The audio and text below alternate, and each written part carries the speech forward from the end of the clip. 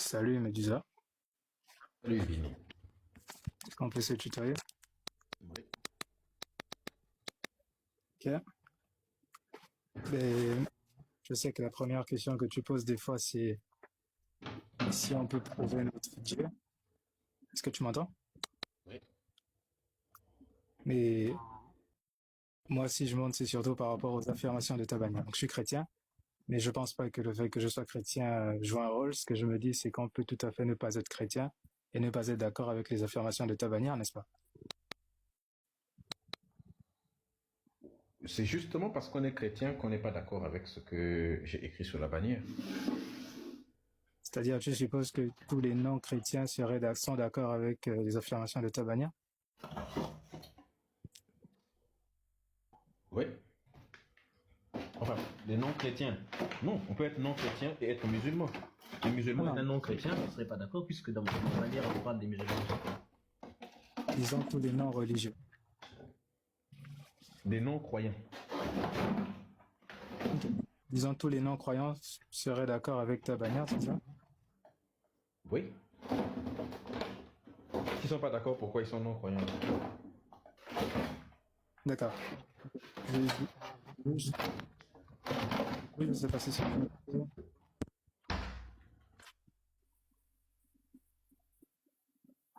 Ok, et moi je voulais juste te poser une question donc pour commencer.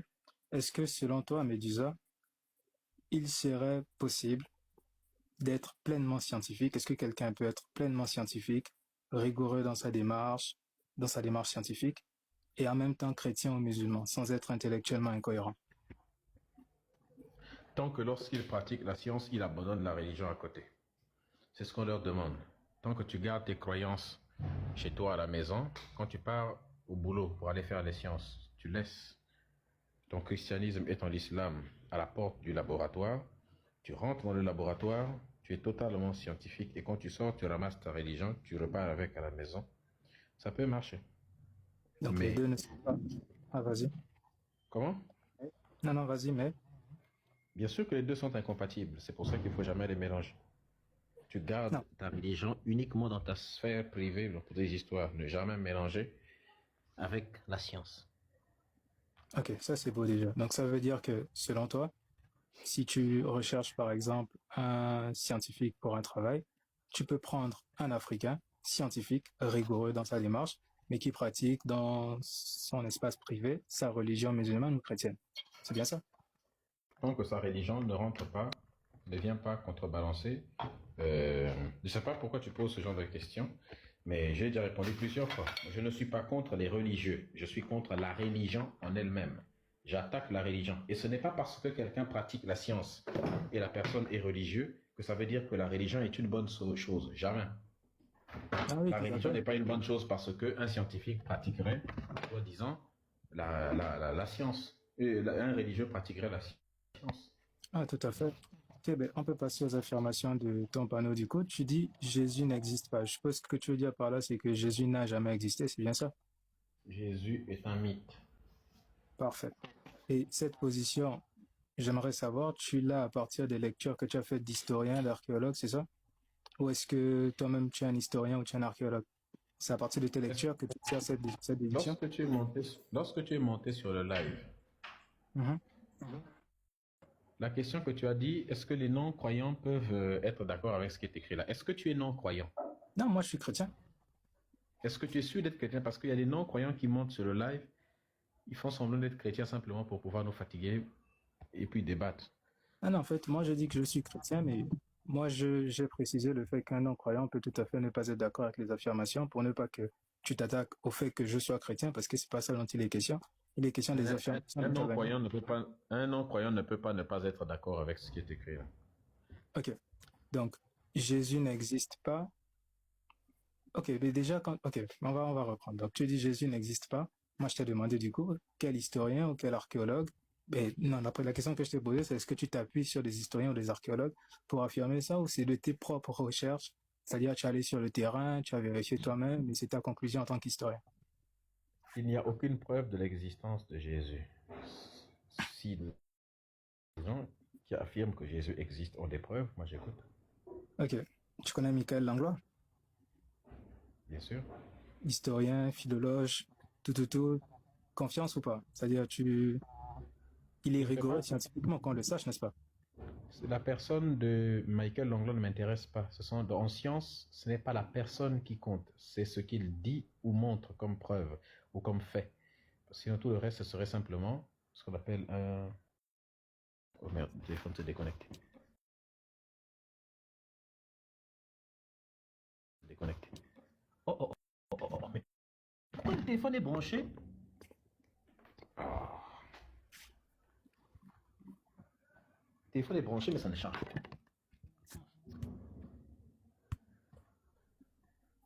Alors, que l'anglois soit fasse ce qu'il fait, moi, ça c'est pas un problème. Alors, tout à fait, mais en Alors, tu fait, m'entends? J'arrange. Euh, euh, J'essaie de récupérer le live.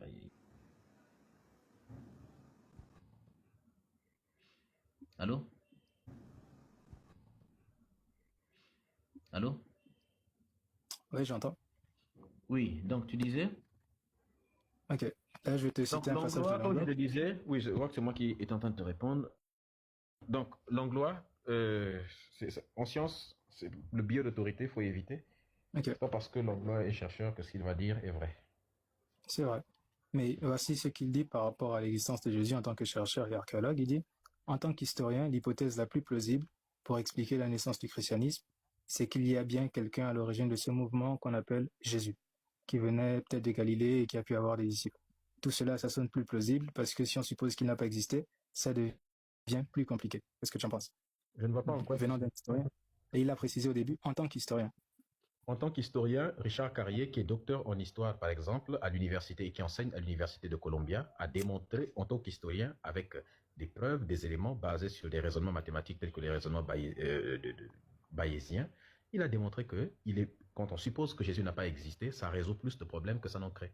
Par Mais ça contre, ne veut pas dire que Jésus n'a pas existé. Quand on suppose, comment? tu as bien dit, quand on suppose que Jésus n'a pas existé, ça résout plus de problèmes, etc. Ça ne veut pas dire qu'il n'a pas existé. C'est une supposition. Lorsque tu viens de parler tout de suite, la Langlois, il a fait quoi? Il a dit qu'il suppose, non? Il a dit une hypothèse, non? Exactement. Et moi, Je t'ai répondu en hypothèse. Évidemment que Richard Carrier donne des preuves de l'inexistence de Jésus. Mais je t'ai sorti le même raisonnement. Ce qui est bizarre, c'est que quand tu as sorti ce raisonnement auprès de Langlois, tu ne t'es pas, le mot supposé qu'il a employé lui, ça ne t'a pas fait tiquer. Quand tu dis que si on suppose qu'il existait un type, ça, tu n'as pas tiqué. Mais quand moi j'ai sorti le même raisonnement appliqué par Carrier, là, le mot supposé devient problématique. Et en fait, moi, je n'ai pas tiqué parce que c'est pas moi qui ai affirmé Jésus existe tel que c'est mentionné sur ta bannière. Ta bannière mentionne Jésus n'existe pas. Ta bannière ne mentionne pas je ne crois pas que Jésus existait ou il est moins probant que Jésus existait. Tu mentionnes Jésus n'existe pas ou n'a jamais existé. C'est ça que tu as dit. Sauf que Jésus, quand tu t'es défendu, Carrier n'a pas dit, enfin, sauf si tu me dis que Carrier a prouvé que Jésus n'a jamais existé. Est-ce que c'est le cas? Richard Carrier, oui, bien sûr. Et moi, je viens de taper sur Google, on me dit Richard Carrier n'a pas prouvé que Jésus n'a pas existé. Je pourrais aller lire, évidemment. Là, j'ai juste tapé sur Google vite fait. Puis on me dit qu'il n'a pas. Non, je pourrais aller lire, évidemment. Tu peux me donner le livre, je vais aller le lire, puis je pourrais revenir dans le détail. Justement, écoute-moi d'abord. Je sais, tu as tapé quoi sur Google? Tu as écrit quoi? Richard Carrier, l'existence de Jésus. Et on t'a écrit quoi? Non, c'est ça. Richard Carrier n'a pas prouvé que Jésus. Ah non, ce que j'ai tapé, c'est Richard Carrier a-t-il prouvé que Jésus a existé? Puis on me dit non, Richard Carrier n'a pas prouvé que Jésus a existé. Il a construit l'une des argumentations académiques les plus élaborées en faveur de cette hypothèse. Ça ne veut rien dire. Mais sa conclusion reste très minoritaire parmi les spécialistes du christianisme ancien. Très minoritaire. Mais minoritaire, ça ne veut rien dire. Minoritaire, ça veut simplement dire que la plupart, il y a beaucoup de religieux. Par exemple, on a 2,5 milliards de chrétiens. Donc, il y a beaucoup de chrétiens qui écrivent des livres pour dire que Jésus existe. Non, ce qui est important, c'est pas la personne qui écrit. Tu parles de science. Pourquoi il y a écrit. Écoute-moi. Je t'explique pourquoi est-ce qu'il y a écrit que c'est minoritaire. Non, ce qui est écrit, c'est l'hypothèse. Tu ne m'écoutes pas. Vas-y. Ce qui est important, c'est pas minoritaire, c'est hypothèse. Moi, le mot qui m'importe, c'est pas minoritaire, c'est hypothèse. C'est une Tu es hypothèse. Ce que je déteste, c'est quand quelqu'un est malhonnête. Lorsque Langlois a dit que c'était une hypothèse, tu ne t'es pas arrêté sur l'hypothèse. Je suis d'accord avec Langlois que c'est une Mais hypothèse. Et on est en train justement, de pas. Ça sert à quoi de s'arrêter sur le mot hypothèse? L'existence de Jésus n'est l'hypothèse, ça pas veut un dire fait. que l'hypothèse, ça veut dire qu'on ne Est-ce que peut tu peux ni affirmer. m'écouter? Vas-y. Pas possible. Nous sommes en train de parler d'histoire. L'existence de Jésus n'est pas quelque chose qui a été affirmé de manière. C'est simplement une hypothèse. Ce n'est pas quelque chose. Ah, c'est une question en fait. Comment ça me fatigue? Tu veux bien m'écouter? Ok, vas-y. Je coupe mon micro, désolé. Quand tu écris sur Google, Richard Carrier a-t-il prouvé que Jésus n'existe pas? On ne prouve pas que quelque chose n'existe pas. Donc ta question ne peut pas trouver une réponse qui a du sens. Dire est-ce qu'il a prouvé que Jésus n'existe pas? Ce n'est pas comme ça qu'on pose une question en histoire. En histoire, on demande Richard Carrier a-t-il réalisé des travaux sur l'inexistence de Jésus? A-t-il développé une hypothèse? A-t-il apporté des éléments? A-t-il travaillé sur la question de l'inexistence de Jésus? C'est comme ça qu'on pose des questions en histoire. Mais en histoire, on ne dit pas a-t-il prouvé comme si c'est les mathématiques, A plus B ou ainsi de suite, ou bien comme si ça essayait de faire une expérience en chimie ou en physique. Ce n'est pas comme ça. Donc tu poses des questions qu'on ne pose pas déjà en histoire. Ou bien tu poses très mal. Donc il fallait formuler la question différemment. Il fallait la formuler différemment. Donc, Jésus a-t-il existé? Jésus est-il un personnage historique? C'est ça la question. Pour lui, non. Jésus n'est pas un personnage historique et il a expliqué, il a démontré. Il n'est pas le seul. Quand tu dis que le point de vue est minoritaire, il n'existe aucun sondage, il n'existe aucune statistique qui montre que c'est minoritaire. Je peux te citer plein, et je l'ai fait ici il y a quelques jours quand quelqu'un était venu me provoquer sur cette question. J'avais cité ici plein de spécialistes. J'ai cité, je crois, près de 15 spécialistes ou 17 spécialistes sur la question avec leurs œuvres à l'appui et ce qu'ils disaient. Parce que le mec a tenté de dire que non, il n'y a personne aujourd'hui qui a écrit pour prouver que Jésus n'existe pas. Je lui ai montré que c'est strictement faux. Ils sont nombreux. C'est juste que, vu que les religieux parlent beaucoup plus et font du prosélytisme, n'est-ce pas, et que la culture occidentale est une culture qui se base sur le christianisme, alors le point de vue des chrétiens est souvent le plus répandu. Mais ça ne veut pas dire qu'il y a d'autres personnes qui ne prouvent pas le contraire. Et si on prend même ce que tu as dit de Langlois, attention, hein, Michael Langlois ne défend pas l'existence de Jésus biblique, parce qu'il y a 3 types de Jésus, il faut savoir. Il y a pas de son, c'est normal. Comment ça, c'est normal? Je ne sais pas pourquoi tu n'entends pas de son, mais... Mais pourquoi vous dites pas de son? Allô? Ne dites pas qu'ils n'écoutent pas depuis là. Est-ce que vous écoutez maintenant? J'écoute depuis le début, ça n'a pas. Non, c'est dans les commentaires en fait. Bah, ils entendent. Donc, ils écoutent. Donc, tu vois un peu? Langlois, il dit, attention, Langlois, lui, il parle du Jésus historique. Il y a 3 types de Jésus. Et c'est une marmaille même de les classer comme ça.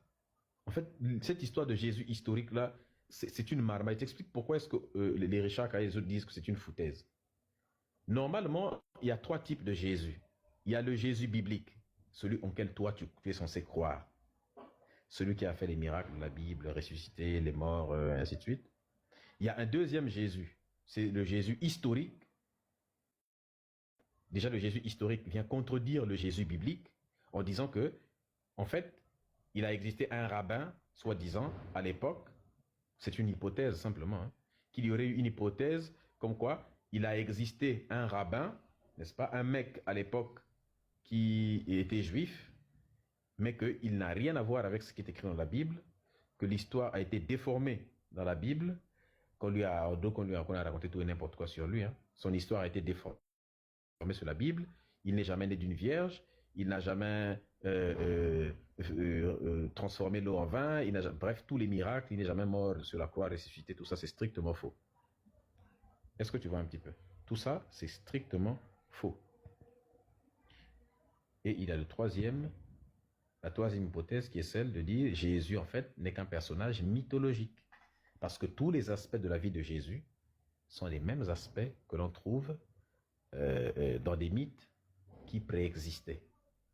Maintenant, des gens viennent et disent, mais attendez, arrêtez cette marmaille, parce que les Occidentaux aiment la subtilité, ils glissent des mensonges dans la subtilité.